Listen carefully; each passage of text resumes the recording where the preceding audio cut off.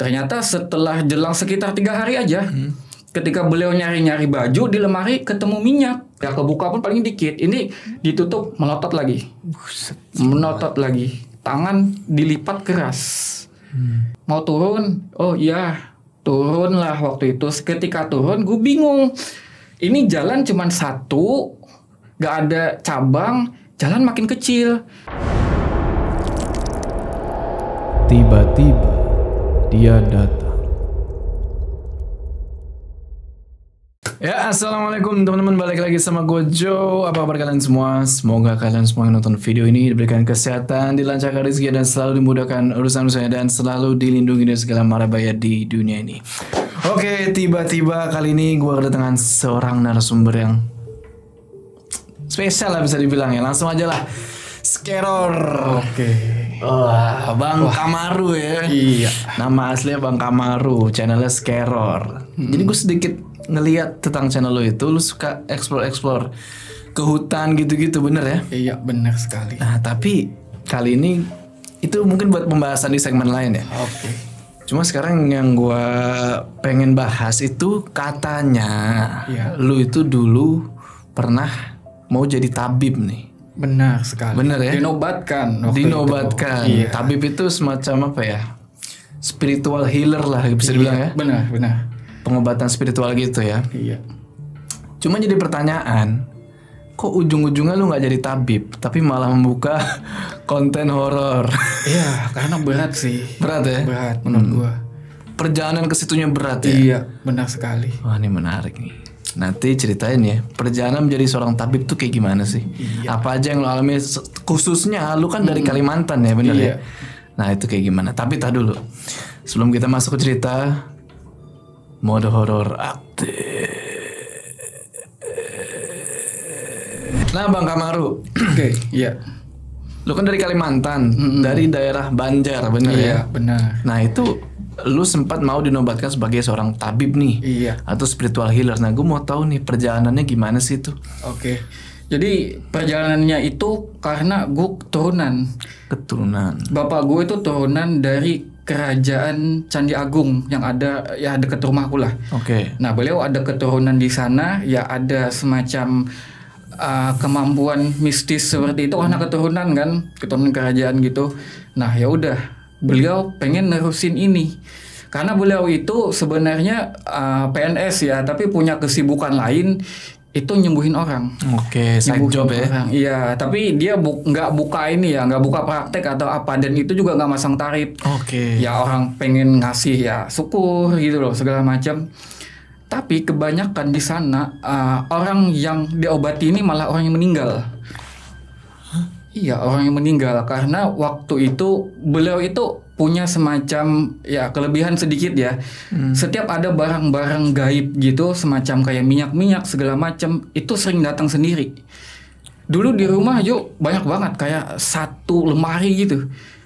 Nah, jadi awal mulanya ini karena dulu itu beliau dimimpiin dikasih minyak, dan minyak ini katanya nanti dibikinin jarum emas sama pisau emas, dan nanti bakalan datang lah sama kamu katanya. Ternyata setelah jelang sekitar 3 hari aja, ketika beliau nyari-nyari baju di lemari ketemu minyak. Oh, beneran datang ini Beneran minyak. datang. Iya. Beliau nggak punya basic buat narik segala macam itu nggak ada. Tapi pada datang sendiri. Ya udah dibikinin kan jarum emas, pisau emas. Dan di mimpi itu diberitahu ini fungsinya kalau ada orang yang meninggal bermasalah, pakai ini, dikasih tahu tata caranya juga. Nah, di situ, dan kebetulan di Kalimantan Selatan itu ada, mungkin menurut aku nyebutnya ya budaya ya. Budaya, ada urban legend orang meninggal sering bangkit. Orang meninggal sering bangkit, bukan orang meninggal terus kayak gentayangan lewat bayangan, enggak. Mayatnya yang jalan. Mayatnya jalan, padahal udah mati nih orang. Padahal udah mati. Nah, jadi bapak punya minyak itu diajarin juga di mimpi itu, dipraktekkan lah. Jadi waktu itu karena banyak banget ya orang meninggal gentayangan. Orang meninggal yang bangkit ini biasanya faktornya 3 hal. Yang pertama karena di sana, yang pertama punya hal atau kebiasaan itu pakai jimat untalan. Oke. Jadi jimat untalan ini kalau yang benar-benar asli itu biasanya yang punya udah ngasih tahu konsekuensinya nanti pas kamu meninggal, tanggung sendiri ya. Jimat untalan tuh buat apa? Jimat untalan itu biasanya dipergunakan buat orang jaga diri dan juga kekebalan. Kekebalan karena mungkin dulu di sana masih keras ya, daerah keras mungkin. Jadi orang sana itu punya kebiasaan kalau anak pengen pergi jauh, pengen merantau, pengen sekolah jauh, itu dikasih untalan dulu untuk jaga diri di kampung orang. Oke. Dikasih itu. Ada juga mungkin karena jago-jagoan segala macam. Ya orang kerja jauh segala macam kan. Nah yang namanya jimat untalan ini itu bakalan terlihat efeknya pas meninggal. Itu udah dikasih tahu orang pintarnya juga biasanya. Jadi pas dia meninggal itu namanya jimat ya. Kalau jimat di tempat lain mungkinnya cuman kalung, mungkin cuman gelang atau gimana. Pengurus jenazah itu udah ngerti pasti pada dilepas. Tapi kalau yang ditelan ini mendarah daging dan itu ada perjanjiannya. Jadi si penggunanya ini semasa hidup bebas nggunain makhluk halusnya. Lu mau diparang gitu, lu mau diapain, ya mentul. Tapi pas meninggal nanti perjanjiannya makhluk halusnya bakalan pakai jasadnya. Oh gitu. Gitu. Jadi pas diurus itu biasanya pemandi jenazah kalau orang daerah Kalimantan ya pasti udah tahu. Biasanya orang bakalan bangkit itu terlihat ciri-cirinya pas dia mau dimandiin. Pas dia mau dimandiin itu macam-macam, ada yang gerak, ada yang matanya susah ditutup, ada yang ngorok kayak orang tidur. Serius? Padahal meninggal. Tapi masih ngorok. Ngeluarin suara ngorok gitu ya? Ada yang sampai mukul. Setiap ditaruh yasin atau ditutupin sarung dipukul, tangannya gerak. Kayak berontak gitu. Iya. Dan ini benar-benar ada di Kalimantan Selatan. Makanya kalau lo penasaran di Kalimantan Selatan itu ada ulama besar, ulama paling besar. Gue nggak bisa nyebut nama ya, karena gue nggak ada izin dari keluarganya. Ada satu ulama besar itu di YouTube sampai ngajarin kalau ada orang bangkit begini cara ngurusnya, karena emang banyak banget dari dulu. Banyak banget kejadian, beneran ada. Nah terus lagi yang kedua, orang bangkit ini kebanyakan karena perempuan. Perempuan ini biasanya menggunakan ilmu, kalau orang Banjar itu nyebutnya ilmu pirunduk. Ilmu pirunduk ini agak sembarangan orang mau ngasih kalau orang pinter ya dulunya, karena konsekuensinya bakalan pas dia meninggal. Jadi cewek yang benar-benar kayak misalnya sakit hati atau suka sama orang, atau misalnya suaminya pas merantau nggak mau nikah lagi, itu biasanya cewek-cewek pakai ini. Nah jadi ilmu pirunduk ini tata caranya biasanya orang pintarnya itu nggak bakalan ngasih kecuali dia udah siap menanggung resikonya sampai dia mati. Kalau cewek itu oke, saya siap sampai mati saya tanggung. Itu baru dikasih karena nggak sembarangan dikasih. Dan biasanya persyaratannya itu ketika dukun udah ngelakuin sumpah serapah ilmu pirunduk ini, dia bakalan harus ngasih makan suaminya hal-hal yang kotor dari si perempuan. Kayak darah haid gitu. Kayak darah haid, kayak cucian kaki, itu masak nasi nanti pake dicampur airnya, iya.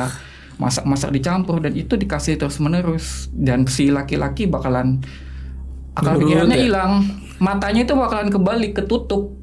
Orang yang cantik dilihatnya nggak cantik, yang menurutnya cantik itu udah istrinya aja. Iya. Ibaratnya ada pirunduk kan kayak penunduk gitu ya. Penunduk, iya sebenarnya dari bahasa penunduk gitu loh. Nah, yang namanya ngasih makan suami sama hal-hal begituan, ya durhaka dong. Iya. Ya kan, durhaka sama suami, ya durhaka sama Tuhan lu juga. Makanya banyak pas udah meninggal itu cewek-cewek bermasalah. Malam-malam jalan. Itu ditelan juga berarti ya? Bagaimana? Itu bukan yang dikasih dukun itu loh. Itu dikasih ke suami kalau ilmu pirunduk. Dikasih makan suami sama hal-hal yang kotor. Gitu. Terus ada lagi yang ketiga nih. Selain itu orang mengaji sugih. Apa? Orang mengaji sugih. Mengaji sugih itu pesugihan. Kayak pesugihan gitu. Yang terkenal di sana itu ada 3 itu yang bikin masalah orang gentayangan. Ilmu pesugihan ini sebutannya di sana ngaji sugih. Mengaji sugih beduduk. Beduduk itu artinya duduk. Dan cara melakukannya itu adalah kenapa disebut ngaji berduduk. Itu yang didudukin Al-Quran. Buset. Jadi lo kencing, lo berak di sana, udah sampai ritual selesai di situ. Makanya sebutannya mengaji berduduk. Mengaji kan istilah kita ya mengaji Al-Quran kan. Padahal kayak gitu Al-Qurannya didudukin di atas Al-Quran. Iya, itu banyak yang durhaka bangkit juga bermasalah. Nah, jadi pengalaman bangkit ini ya, ini dialamin gue sendiri. Walaupun ya misalnya yang lebih berperan itu bapak gue. Karena waktu itu bapak gue tuh ya emang udah terkenal di sana, daerah Kalimantan Selatan. Jadi gue ini dulunya pengen dinobatin bapak lah, kayak nanti lo belajar lah biar nanti ada yang nerusin. Kayak gitu. Jadi gue tuh dari kelas 1 SD masih kecil udah diajarin bapak kalau ada meninggal bermasalah diajak. Padahal ya gue kagak ngerti apa-apa. Cuman kan ya kelas 1 SD gue umur berapa itu udah inget lah, udah tahu lah. Dari situ gue udah diajak-ajak. Jadi biasanya ada jenazah, pemandi jenazah nih. Udah lihat lah, kok ini gerak ya, kok ini kaki masalah ya. Iya, bermasalah. Udah orang udah panggil si ini, dipanggil biasanya. Nah jadi bapak itu dulu kan dapat minyak yang disuruh diisi sama pisau emas sama jarum emas. Jadi bapak itu cara nyembuhinnya biasanya ketika jenazah bermasalah gitu, karena gue banyak lihat ya langsung, gue lihat langsung ada yang matanya susah ditutup. Biasanya kan kalau mayat normal ditutup, ya ketutup, dia kebuka pun paling dikit. Ini ditutup, melotot lagi, tangan dilipat keras. Dilipat keras, ngorok segala macam tadi. Itu nggak karena jenazah kaku apa gimana? Jadi susah? Bukan jenazah kaku. Karena setelah biasanya diurus itu balik normal. Oke. Nah jadi bapak itu biasanya cara beliau itu biasanya dicari di bagian badan. Dicari di bagian badan yang panas satu-satu tuh, tangan, kaki. Nanti ada agak yang panas nih bakalan disayat sama pisau emas tadi. Disayat sama pisau emas, terus nanti dilihat. Biasanya ada darahnya itu segede kecil aja. Kadang ada kayak kacang hijau, kadang kayak ada beras, kayak biji beras gitu loh besarnya. Itu dicongkel darahnya, dikeluarin. Darah itu kalau dipencet itu darah beku, kalau dipencet isinya cair. Dan itu kalau ditelan itu bakalan dinerusin lagi. Itu jimatnya kan? Itu jimatnya. Yang keluar itu kan? Iya. Nah jadi itu. Jadi gue sering lihat dulu. Pernah kejadian paling horor nih. Sekitar jam 3 subuh. Jam 3 subuh itu diketok rumah. Kita pada tidur. Diketok rumah. Dikasih tahu, Pak, tolong Pak datengin ini Pak, bermasalah katanya. Datang jam 3 subuh. Gue juga sampai kebangun kan, karena orang ngetok. Udah ikut waktu itu. Ternyata dilihat jenazahnya, tangannya udah kayak gini, mulut bertaring, mulut bertaring, kuku numbuh manjang. Biasanya orang kayak gitu pakai untalan Mariaban namanya. Itu apa lagi tuh? Untalan Mariaban itu buat orang jago-jagoan kebal segala macam, dan itu berani sifatnya. Lo mau ngeladenin orang satu kampung, 2 truk, 3 truk, tetap hilang akal sehat. Dia hajar semua itu. Ilmu Mariaban sebutannya. Jadi pakai itu dia. Wah itu ribet banget. Dicari di badan gitu. Akhirnya ya ketemu bisa. Ya, biasanya tata caranya tetap seperti itu. Disayat. Nyari minyaknya, disayat. Ketemu, diambil. Pernah juga sampai bapak tuh kewalahan sampai jam 5 subuh. Itu sampai jam 5 subuh dicari di tangan, ketemu masih gerak orangnya. Dicari di kaki, dicongkel, ketemu masih gerak. Berarti itu banyak. Iya. Banyak kejadian di situ. Bukan, maksudnya jimatnya tuh banyak. Jimatnya banyak karena orang-orang sekitar sana itu kadang kalau dia udah makai, dia bakalan pengen lagi makai yang lain. Pokoknya semakin sakti lah. Macam-macam yang dipakai itu. Nah, itu sampai jam 5 subuh, sampai bapak tuh udah manggil, tolong semuanya ya jaga ke sini. Karena ini khawatirnya lewat jam 5 subuh nih mayat lari. Mayat lari. Iya. Karena di situ Sering, Jo. Kalau orang pakai minyak Maryaban atau untalan Maryaban tadi, itu dulu sampai pernah orang nggak diurus. Pas dimandiin ada tanda-tanda, nggak diurus. Mungkin karena keluarganya takut juga jadi aib. Udah Pak, nggak apa-apa, dikuburin aja. Dikubur nih. Tetap dikuburin. Dimasukin ke lubang kubur, diciumin ke tanah, lompat. Lompat, lari. Pakai kaki, pakai tangan. Lari ke dalam hutan. Dan itu lo tau nggak ceritanya? Karena udah terlanjur lari, nggak ketemu. Setiap malam dia datang ke rumah. Minta makan. Lo percaya nggak? Lo tanya aja sama orang-orang tua di Kalimantan Selatan. Di Kalimantan Selatan itu sering orang meninggal bangkit itu dipelihara di rumah. Dipelihara sampai dia busuk, baru dikuburin lagi. Anjir. Iya, dikuburin lagi. Dan biasanya ya, itu malam-malam datang, mau nasi, mau ada kue, mau ada apa di dapur habis.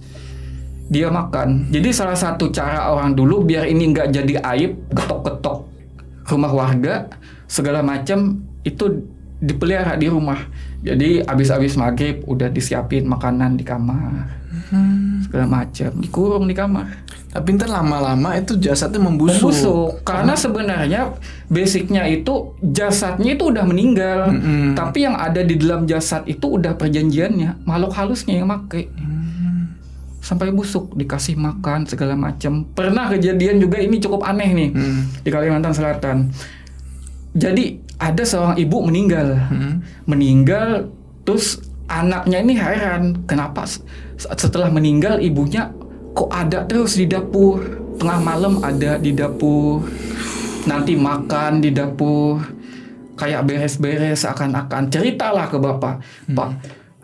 Bapak ibu saya kayaknya meninggal keramat deh, punya ilmu ini deh, ilmu kewalian deh. Dikiranya kayak gitu, kagak ngerti.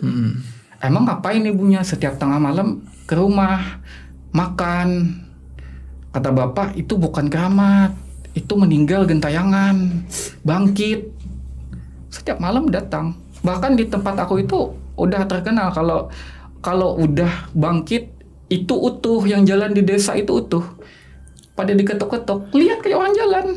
Kayak warga biasa. Kayak warga biasa. Kenapa gue bilang utuh ya? Karena pernah ada kejadian waktu itu, ini yang ngalamin kakak gue sih. Kakak gue ada pemuda-pemuda kampung juga. Wah, adik bangkit nih si ini. Udah kita tanya nanti minta togel. Ditungguin, mereka bawa telur, segala macam kan. Ditungguin sampai jam-jam ini keluar nih nanti nih. Ditungguin, dipanggil-panggil namanya. Gak lama beneran datang, berdiri di depan. Yang lain pada lari. Satu ketinggalan, berani nanya berapa togel. Dijewer sama dia di telinga. Saya kan lo ngejewer loh. Sampai sekarang yuk, telinga orang itu dibawa ke tabib mana, ke ulama mana, kagak hilang, biru. Biru telinganya. Biru kayak darah beku. Biru. Dibawa ke dokter nggak ngaruh. Dibawa ke dokter nggak bisa diobati sampai sekarang. Biru. Dijewer setan. Dijewer setan. Bahkan dulu kejadian lama itu pernah yang ada bangkit, orang ini bangkit tapi gentayangannya sekitar sana. Kalau ada orang lewat mau pagi ke pasar tuh ngejar nih, kayak meninggal jadi Maryaban juga. Pakai ilmu Maryaban kayaknya. Lari pakai kaki, pakai tangan ngejar orang. Anjir, serem banget, Pak. Takut orang pada takut ke pasar. Ada satu orang yang cukup cukup soleh lah, cukup beriman lah. Pas beliau mau pergi pagi-pagi, ada ngejar. Turun beliau dari sepeda, ditampar. Setannya ditampar. Iya, ditampar. Dan sampai sekarang kagak pernah muncul lagi.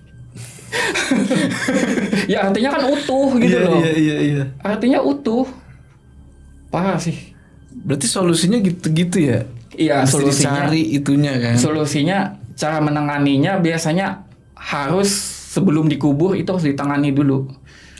Jadi nggak boleh dikubur duluan kayak tadi kan? Nggak boleh dikubur dulu. Dikubur dulu, nanti diloncat nih, lari. Ada yang lari, ada yang nanti malam jalan. Wow, udah sering lah kayak orang bangkit tuh malam-malam di jendela keluar tangan nih minta makan, masuk tangan nih. Kayak zombie nggak sih, Pak? Mirip kayak zombie. Iya benar. Dulu ibu saya dulu pernah pagi-pagi bikin kue. Subuh-subuh bikin kue, jendela dibuka kan biar agak adem gitu loh, bikin kue, ada orang yang meninggal bangkit. Tangan masuk ke jendela minta kue. Disiram sama air panas sama ibu. Aku nggak ridho, sumpah kamu kalau berani masuk ke rumahku. Pergi. Banyak kejadian kayak gitu. Berarti khususnya di Kalimantan Selatan itu emang banyak yang main dukun kayak gitu. Ya banyak sih, dan gimana ya, sebenarnya tata cara orang pengguna ilmu kirinya juga lebih sedikit ekstrim gitu loh. Maksudnya lebih nekat gitu loh. Ya karena perjanjiannya ya itu memang itu. Kamu harus tanggung ketika sampai lo meninggal. Biasanya pasti dikasih tahu lebih dulu sama orang pintar. Mau ngasih apa, mau ngasih ilmu apa, nanti risikonya kamu tanggung ya. Pas kamu sudah meninggal, kamu siap menerima hidup sampai mati. Ini kan mirip kayak susuk berarti kan Pak? Kalau susuk kan ditanam juga nih di sini kan? Susuk ditanam juga. Dan ini orang bakal susah mati nih. Iya, kecuali susuknya dikeluarin gitu dibuang kan? Juga. Iya benar. Cuma ini kan beda ditelen nih. Ditelen. Iya. Masa orang mati suruh muntah kan nggak bisa kan? Nggak bisa. Satu-satunya cara biasanya dicari. Ada juga sih sebenarnya tata caranya. Biasanya kalau orang benar-benar mau tobat, itu ada beberapa juga orang soleh lah yang bisa ngeluarin itu. Biasanya diapain ku nggak ngerti, cuman biasanya itu muntah orang. Bakalan muntah sampai muntah darah, sampai muntah hitam.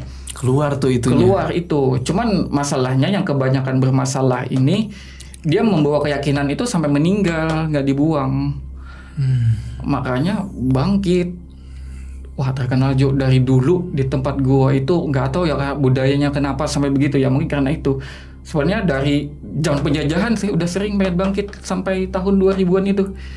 Zaman penjajahan lebih horor lagi. Di tempat gue itu kan namanya Sungai Malang. Jadi kalau bapak aku tuh cerita asal usul Sungai Malang itu karena dulu di sini ada sungai ada sungai tempat lewat kapal Belanda. Jadi karena pribumi ini nggak suka sama orang Belanda, biasanya kalau ada para pejuang, para gerilyawan meninggal nih, karena kan orang perang biasanya pakai macam-macam tuh. Bener. Pakai macam-macam. Kalau ada yang meninggal, iya, mayatnya itu diumpetin ke bawah dermaga pelabuhan Belanda, taruh ditenggelamin buat pelabuhan dermaga. Nanti malam gentayangan di situ. Bangkit mereka ganggu Belanda. Wah, bingung kan Belanda ini ketakutan. Oh, ya udahlah sungainya ditutup aja. Ditutup sama mereka. Makanya sungainya sekarang mati. Sebutannya Sungai Malang. Iya, emang dari dulu. Terus ya diterusin dengan budaya-budaya seperti itu. Ya kalau sekarang orang udah jarang makai sih. Karena orang udah tahu resikonya kan, bikin aib di keluarga. Iya, ketika lu meninggal lu dihinain, karena ya kita meninggal masa sih orang mandangnya begitu ya kan. Berarti sekarang udah mulai ini. Iya, udah mulai inilah berkurang. Makai udah mulai berkurang. Dan juga mungkin semakin modern juga kan.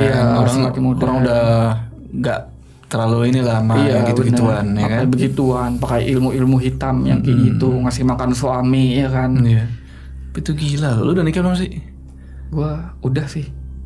Tapi harusnya nikah lagi sih. Hah? Iya. Oke. Kan ada pirunduk.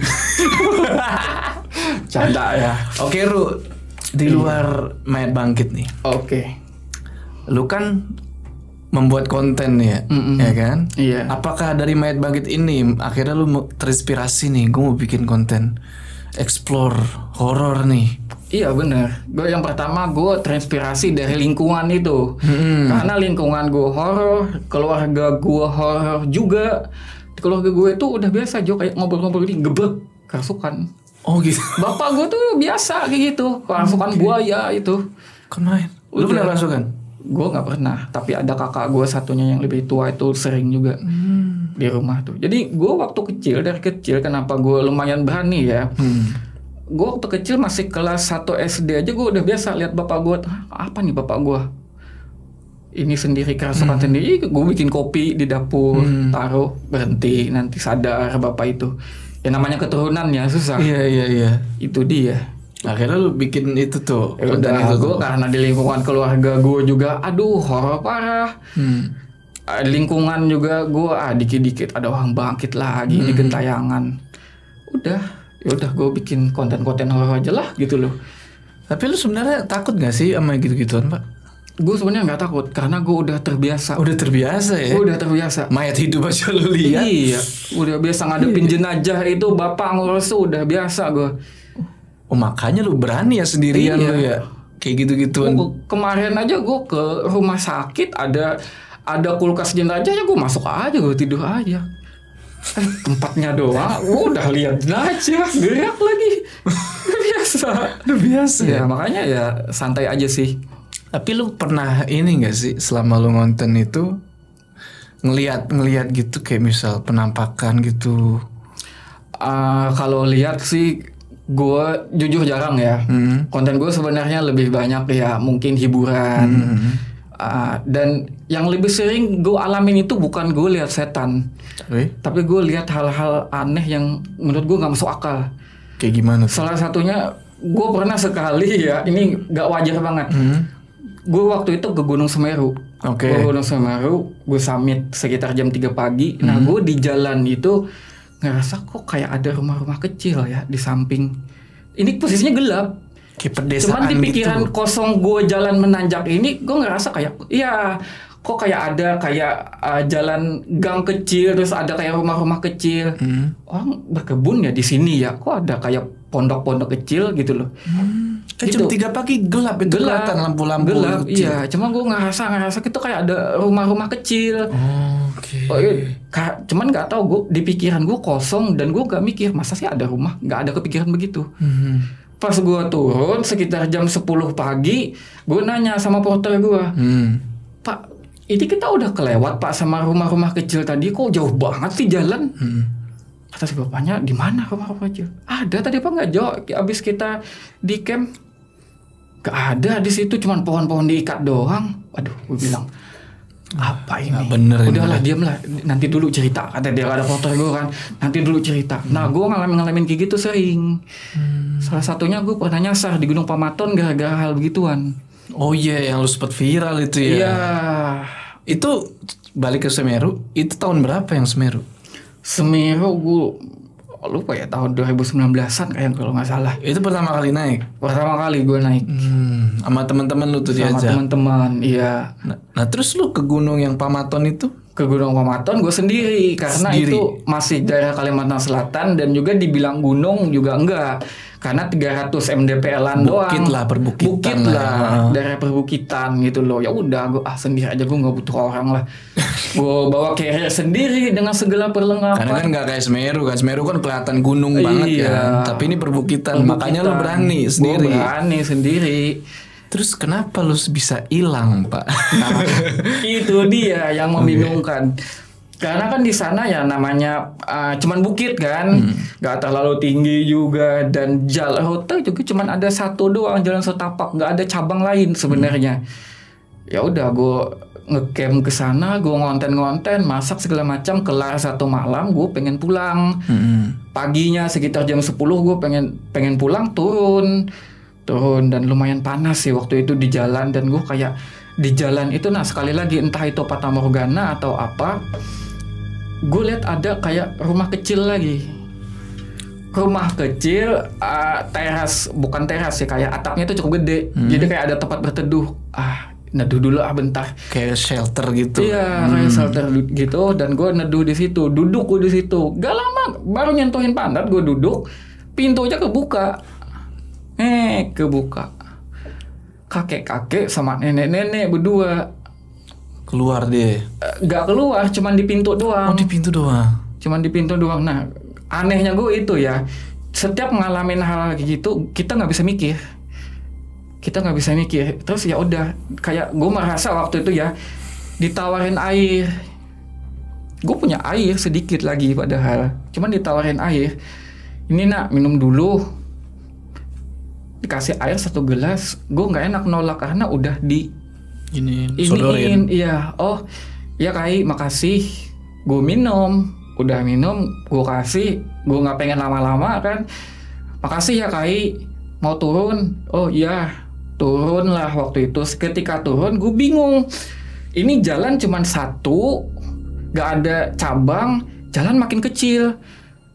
Berasa nggak sih kayak jalan makin lebat, semak rumput-rumput itu makin ngecil-ngecil. Lama hilang. Iya, nggak. Gue tuh bingung. Gue sampai muter 10 kalian di situ. Lah, kok jalan nggak ada ya? Muter lagi gue balik, lihat-lihat nih, siapa tahu ada jalan, kok nggak ada, cuma jalan ini doang. Gue ikuti lagi, balik lagi. Gue orang bodoh gue. Jalan yang lu awal naik itu? Iya. Kemana? Makanya gue bingung. Cuman satu ada jalan. Gue muter balik. Ya udah, gue berpikir ini kesalahan salah juga sih. Gue ngambil tindakan salah waktu itu. Gue mikir ya udah, intinya patokannya kalau kita ke bawah kita ketemu sungai kita ketemu penduduk, kita ketemu orang selamat. Ternyata hal itu tidak menjamin keselamatan. Ketika gue berpatokan, ya udah gue yakin lah dengan ilmu yang satu ini, gue turun aja lah. Tuh juga nggak terlalu tinggi. Gue berusaha turun, gue ikuti turun. Pas di tengah-tengah turun, gue lihat ke belakang, lah kok curam banget ya, di muka nggak ada jalan. Gue muter balik ke atas, gue gak mungkin bawa carrier berat kayak gini, bawa tenda, bawa makanan, bawa perlengkapan kamera. Bayangin itu hampir 20 kilo loh. Bukan main soalnya. Gue udah capek gitu loh. Air gue juga sisa dikit waktu itu, gak gue minum. Gue pengen menghemat di jalan. Gue bawa sekitar 1,5 liter doang waktu itu. Udah gue turun, ya udah gue bilang ini gak mungkin lagi gue ke atas nih, udah curam. Dan bingungnya gue nggak mikir kayak lo naiknya gimana nanti. Udah jalan lagi ke bawah, gue makin semak, terusin lagi. Udah, gue ternyata setelah gue makin sadar, gue merenung, ternyata gue udah di lembah. Gue lihat ke atas udah jurang. Gue nggak ngerti kenapa pikiran gue kosong, mau aja turun gitu loh. Turun aja. Itu ya, kalau itu pas gue naik waktu dievakuasi, itu gue merangkak aja naik susah. Dan gue nggak ngerti, pas gue turun itu gampang aja. Gue naik merangkak pakai kaki, pakai tangan loh. Yang lain juga begitu, sampai ada yang pakai tali. Tapi pas turun kok kayak... Pas turun ya enteng-enteng aja, gue nggak berasa. Pasan gue nggak ada deh ngelewati kayak securam ini gitu loh. Nah, dan waktu itu ketika gue nyasar ke lembah itu, anehnya ya, setelah kejadian itu, gue masuk itu makin gelap.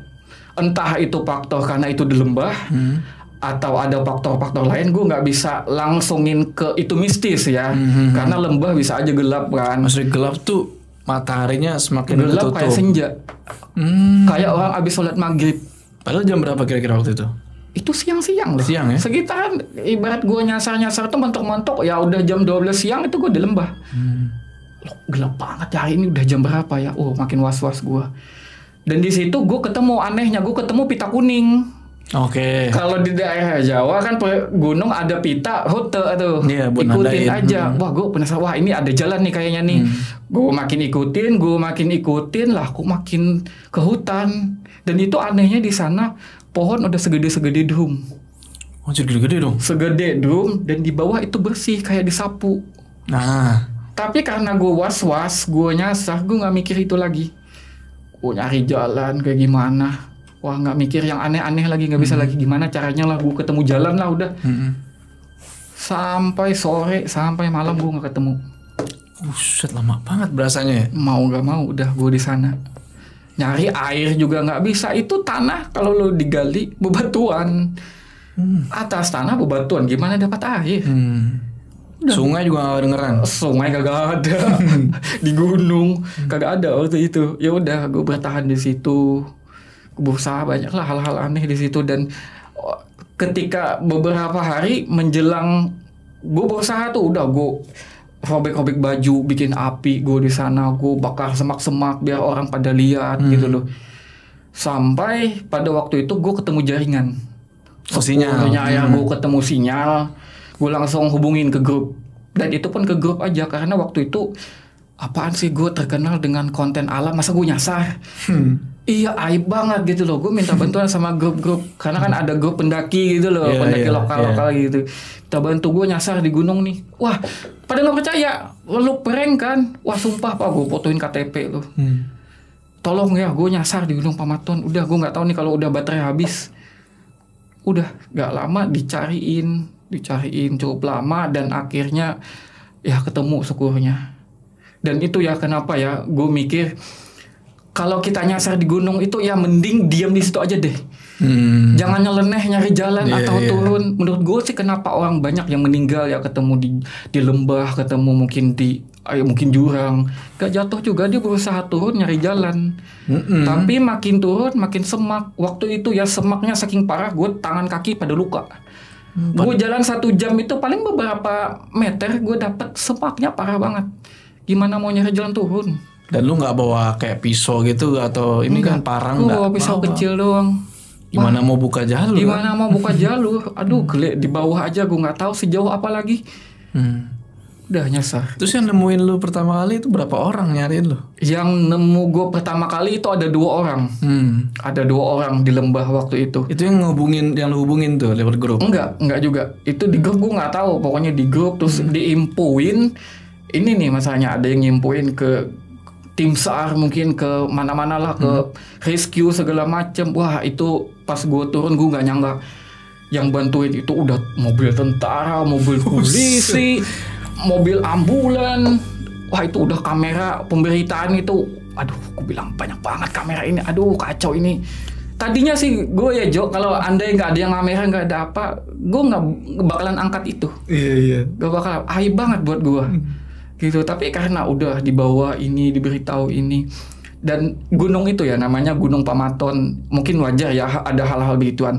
Karena Jo di Gunung Pamaton itu ada arca atau apa ya sebutannya, itu kayak ada prasasti, dibuat prasasti dari orang nggak tahu lah, orang penting lah di sana.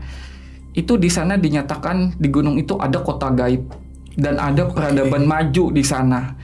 Dan kenapa gunung itu dikeramatkan? Karena orang-orang kerajaan dulu bertapanya di situ.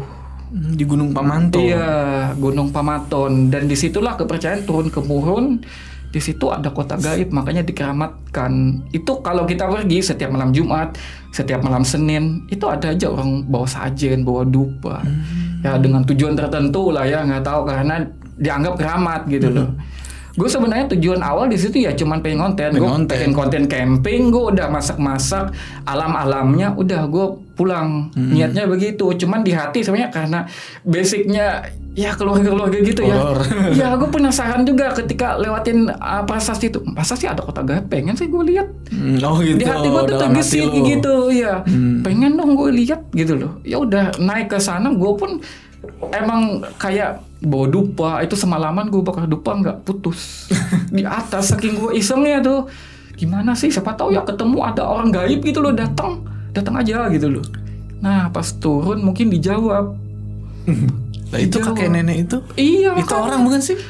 Gue nggak nyadar, cuman pas gue dibawa turun sama tim SAR segala macam, gue di sana udah ada orang-orang desa, orang-orang tua yang tahu, tokoh-tokoh sana lah. Gue itu sampai ditanyain, sampai ada dikasih bunga juga, kayak semacam dimandiin gitu. Terus ditanyain kenapa Dek, kenapa? Gue bilang ini Pak nyasar Pak, ketemu begini, ada pohon besar. Dikasih tau lah sama tokoh di sana, kamu dibawa orang Dek. Gak ada di sini deh pohon-pohon sebesar itu. Gak ada. Kalau lo lihat Bukit Pamaton itu Jo, itu cuman savana dan pohon-pohon kecil di lembah itu nggak pohon sebesar itu. Tapi ini pohonnya gede-gede. Gede-gede kayak drum. Cuman karena mungkin pikiran gue udah nyasar, gue nggak mikir kesana lagi. Ini gue di mana apa udah. Ini tempat apa gue. Berarti lu pindah alam dong Pak. Kemungkinan yang paling masuk akalnya gue mikir seperti itu. Kayak wah berarti apa yang tergesit di hati gue dijawab waktu itu. Mungkin kalau nggak gue ngeluh di lembah atau segala macam, atau memang gue nekat udah gue ke alam sebelah, mungkin gue gak ada lagi sekarang. Entah hilang atau gue udah di sana ketemu pulang ini doang. Padahal ini ya perbukitan doang. Perbukitan doang. Cuman ya namanya dianggap keramat ya. Itu dia. Kadang ada aja dijawab gitu loh. Terus abis dievakuasi? Ya habis dievakuasi gue ditanyain sama pemberitaan online, gue sampai ya Cepet banget beritanya. wah parah, mereka ngejar deadline-nya, gue masih hao nih, muka kayak baju masih sobek-sobek nih, bekas gue bakar-bakar bikin api. Wah, gue bilang gini banget orang nyari duit. Tapi ya udah gitu loh, ya udah gue ceritain seadanya aja, udah. Berarti kalau dihitung-hitung, lu kira-kira ya, berapa lama lu nyasar itu? Gue kalau gue di sana dihitung sama nginap ya, gue nginap semalaman bikin konten. Habis itu gue hilang 1 hari sampai menginap 1 malam. Besoknya ketemu sore, berarti itu gue 2 hari 1 malam. 2 hari 1 malam? Kagak ada air. Itu bener-bener gue saking kehausannya, dedaunan gue jilat udah pagi. Shit dah. Gue jilat, gue kencing aja kagak bisa kencing lagi saking gak ada air. Itu kenapa gue sampai minta tadi awalnya gue nggak bakal minta tolong, gue bilang gue malu, gue bakalan malu kalau gue minta tolong. Gue konten kreator alam gitu loh, gue nyasar, gue bakalan malu. Tapi sampai ke sana gue udah merasa kayak gue tuh ke sandung batu, gue udah kayak gelap sesaat. Gue bilang ini udah parah nih, kalau gue sampai pingsan di sini atau kepala gue tuh kebentur batu, ya gue nggak sadar, orang pada nggak ada yang tahu Nggak ada yang masalahnya. tahu. Oh, lu nggak ngasih tau orang? Nggak ada. Gunung itu bukan dikelola semacam kayak kita masuk ada retribusi, ada resminya kan? Iya, ada ini apa namanya didaftarin. Kalau lo nggak turun dalam beberapa hari lo dicari, kagak ada, kosong. Berarti ya murni warga-warga dong paling yang di situ kan? Dan di situ pun nggak ada rumah. Oh, nggak ada. Rumah agak jauh. Jadi gue datang, gue lihat nggak ada orang ya, nggak ada toko atau apa, ya udahlah gue naik aja. Anjir, resiko Gue tinggi. naik, nah isi tuh gue khawatir gue pingsan di sini kagak ada orang. Nggak ada nemuin. Yang tahu. Gue pulang pasti ini udah nama. Mati-mati udah pulang. Makanya gue berusaha nyari sinyal, ini jalan satu-satunya udah. Sinyal ketemu gitu sekitar 1 batang, udah berusaha gue kirim. Gokil, sinyal 1 batang oke banget lu tuh. Gue berusaha naik pohon, gue berusaha lempar HP gue pakai tali ke atas. Demi itu Sinyal? nyari sinyal. Gue anehnya ya, gue bawa drone. Oh, bawa drone? Gue bawa drone, gue bisa naikin drone. Hah? Jalan cukup jauh, cuman gue mau apa? Dihadapin di depan semak parah, gue ke atas gue kagak sanggup lagi naik karena kondisi fisik. Gue lihat jalan, gue tahu arah. Tapi lewat drone itu kan? iya, gue melewati semak, lu semak setinggi ibarat udah tinggi, lembah loh. Semak-semak tinggi berduri, gue udah berusaha lewati semak, tapi gue nggak sanggup, gue nyerah. Gak mungkin, udah. Gue apalagi ketika gue nerbangin drone, gue lihat, ya Allah jauh banget. Gak sanggup, udah gue pasrah di situ, gue berusaha nyari sinyal doang lagi.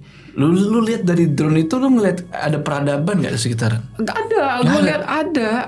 Gue lihat ada. Gue lihat jalan, gue lihat ini. Iya. Kenapa lu nggak kesonoin drone-nya? Gimana? Drone-nya kesonoin ke peradaban.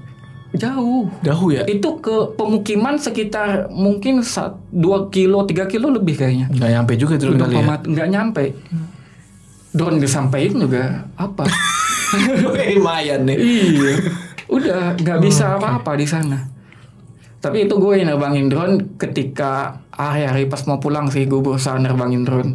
Pas gue ketemu pohon gede, pas gue lihat hal-hal aneh itu nggak kepikir gue. Nggak kepikiran ya? Gue kepikir gimana caranya gue ketemu jalan. Karena lu mikir dalam pikiran lu secepatnya cari jalan keluar gitu kan. Satu-satunya keluar. Ini itu satu-satunya keluar, lu nggak mikir, lu lihat apa lagi, lu lihat yang aneh, gue lihat apa. Karena lu turun terus malah makin nyasar. Nyasar. Itu sih. Makanya jangan sampai lah kalau misalnya ya kita yang suka gunung nih, terus tiba-tiba salah rute atau nyasar, jangan ngaco deh nyari jalan. Apalagi berpikir kuncinya turun ke dataran paling bawah ketemu air, jangan. Jangan. Gue udah ngalamin itu. Lo mending lo nyasar, lo diam di sana aja udah. Diam. Lo tunggu. Pokoknya diam terus ini. Lo bikin sinyal. Mikir dulu. Iya, lo bikin sinyal api kayak lo ngapain, lo tiup peluit kayak jangan sampai lah ngaco. Soalnya kadang lu yang bikin parah keadaan itu kitanya panik. Nah, kita itu. tahu nyasar nih, wah gue nyasar nih. Panik Gue kan. gue berasa paniknya Ya luar kan? biasa. Akhirnya kita malah makin turun. Iya. Harusnya kan berhenti dulu nih. Gue nyasar nih, dulu. gue berhenti nih. Lihat sekitar, gimana cara cari jalan keluarnya. Nah, tenang dulu, yang penting tenang dulu kan. Iya, ya kesalahan gue itu ya sih. wajar lah maksudnya kan. Iya. Mungkin gue kalau nyasar juga gue akan panik Pak. Karena gue mikirnya ya gunungnya cuma sekitar 300-an mdpl, jadi gampang ini mah diturunin. Iya. Turun aja udah. Wah ternyata gue menyepelekan itu keselamatan. Parah sih. Oke Ru, nih terakhir nih. Karena lu orang Kalimantan, gue penasaran nih sama pendapat tuh soal Saranjana. Pernah denger nggak? Pernah dengar. Menurut lu gimana? Saranjana kan kota gaib nih. Iya. Menurut lu gimana? Lu percaya nggak? Gue pribadi ya, gue pribadi percaya. Cuman gue nggak bisa yakinin orang karena gue memang basicnya gue sering mendalami itu. Gue sering udah meditasi dari kecil segala macam. Kadang gue ya lihat hal-hal yang aneh gitu loh. Gue pernah satu kali ke Saranjana. Gue ke Saranjana, gue cari tahu tuh informasi, kata orang tua di sini pintunya, di sini jalan masuknya, orang-orang tua yang ngaku pernah ke alam sebelah. Gue datengin, gue semedi di sana. Oke. Gue nggak semedi, gue meditasi. Gue meditasi di sana. Ya gue minta keturunan makhluk halus buat memberi penglihatan. Ya gue jujur ya, gue minta bantuan jin sih sebenarnya, minta bantuan keturunan karena manusia nggak punya kemampuan itu. Gimana caranya bawa sukma gue ke alam sebelah biar lihat gitu loh. Gue pernah merasa, ini pribadi gue lihat kayak ada peradaban tapi di tengah laut, bukan di daratan. Di daratan itu cuman pintu-pintu masuknya doang. Di tengah laut ada peradaban. Ya ada. Kalau gue pikir-pikir ya emang bener sih ada hadis. Singgasana Saitan itu di tengah laut, di atas air karena dia ingin menyamai singgasana Tuhan. Seperti itu gue. Kok di tengah laut ya, gue lihat ya. Udah, gue cuman tahu dan meyakini sebatas itu dan buat diri gue pribadi doang. Berarti sesuai gak sama cerita-cerita tentang Saranjana yang beredar tuh? Gue nggak bisa menyalahkan dan gak bisa membenarkannya. Cuman menurut gue pribadi apa yang gue jalani dan gue alami, gue lihatnya seperti itu. Di tengah laut memang ada peradaban. Peradaban manusia apa jin apa? Gue lihat campur-campur. Ada kayak manusia campur-campur. Dan itu di sana kehidupannya bebas. Ibarat bebas itu ibarat kayak di Eropa lah, di Eropa, di Amerika segala macam. Maksudnya bebas ya. Udah bebas, ada yang nggak pakai agama, ada yang bebas. Kenapa orang, kalau gue lihat ya, kenapa orang sering kayak semacam dibawa ke Saranjana? Itu sebenarnya di Saranjana jadi hiburan makhluk halus di sana. Orang gaib itu jarang lihat manusia. Gitu. Lihat dan tau nggak, makhluk halus itu lihat manusia itu orang paling ganteng, orang paling cantik. Pasti disukai lo kayak artis luar negeri diundang ke tempat kita, bayangin lah ya. Gak pernah lihat nih. Itu sebenarnya jadi hiburan buat orang-orang kayak hiburan gitu. Orang sana bebas. Padahal itu kalau di tempat mereka itu ada larangan tertentu bawa manusia ke alam mereka. Itu ada hukum mereka. Tapi karena mereka udah terlalu bebas, terlalu maju di sana. Sebenarnya maju itu bukan definisinya mereka udah bisa pakai mobil terbang segala macam, enggak. Yang modern itu ya. Modern dalam artian di sana ya bangunannya emang udah gede-gede, besar-besar, tinggi-tinggi. Tapi yang disebut dengan peradaban maju itu mereka bebas di sana. Bawa orang segala macam. Yang gue lihat sih seperti itu. Gue pernah nginap di sana. Gue semedi 1 malam di sana. Berarti lu orang ini penasaran banget orangnya sama hal-hal kayak gitu ya? Iya, gue penasaran banget karena ya di keluarga juga mistis-mistis semua. Kakak gue tuh hampir gila karena sering lihat hal-hal begitu juga. Kakak lu perempuan? Laki-laki. Laki-laki. Tapi dia sebutannya di keluarga jembatan.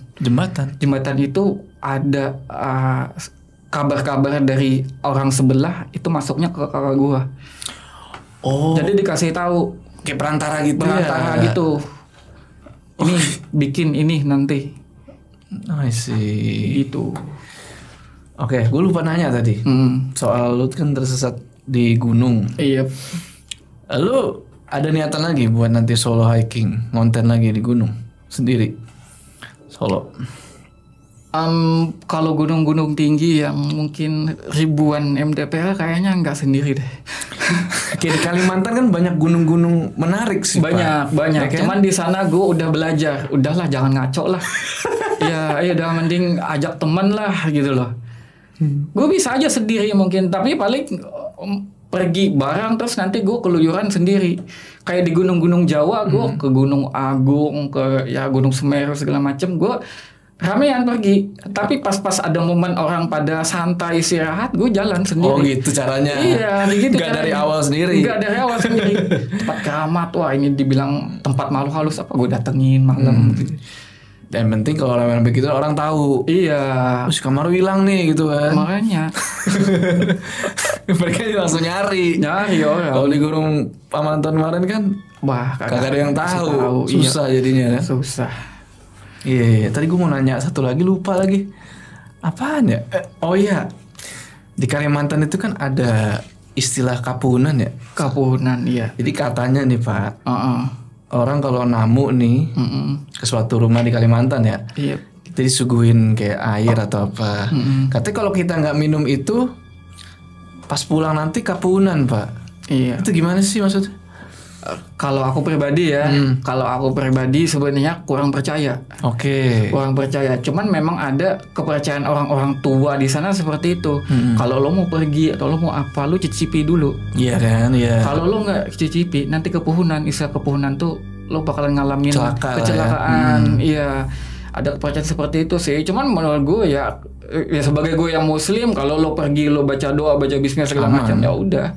Gue nggak mesti ngikutin kepercayaan itu.